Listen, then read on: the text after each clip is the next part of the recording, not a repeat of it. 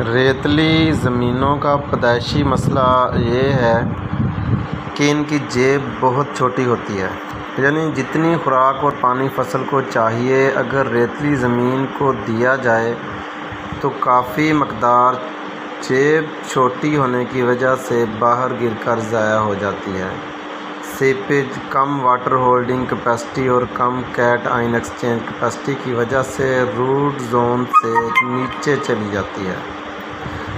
अब इस बीमारी का हल हल्की आबपाशी लेकिन बार बार, खाद कम मकदार में लेकिन बार बार अगर मौसर तौर पर करना हो तो मशीनी इरिगेशन ज़्यादा फिजिबल है।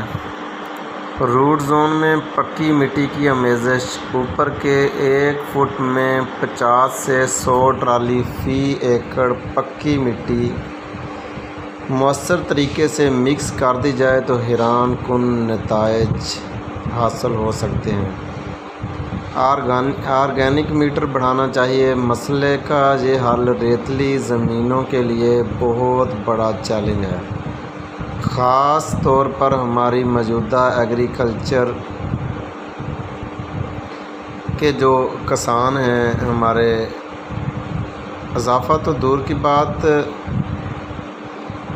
इसमें ऑर्गेनिक मैटर बाहर से गोबर वगैरह डालकर भी इजाफ़ा कर दिया जाए तो इससे मेंटेन करना ही एक बड़ा चैलेंज है। अलबत्ता गहरी जड़ों वाले दरख्तों के ज़रिए ऑर्गेनिक मैटर बढ़ाया जा सकता है।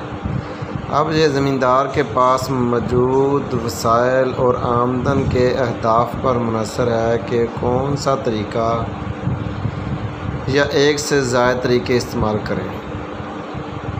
मेरी राय में मुस्तकबिल बहरहाल रेतीली ज़मीनों का ही है। इंशाअल्लाह मुस्तकबिल में जो सोना रेतीली ज़मीनें उगलेंगी, आज इसका तसव्वुर करना मुश्किल है।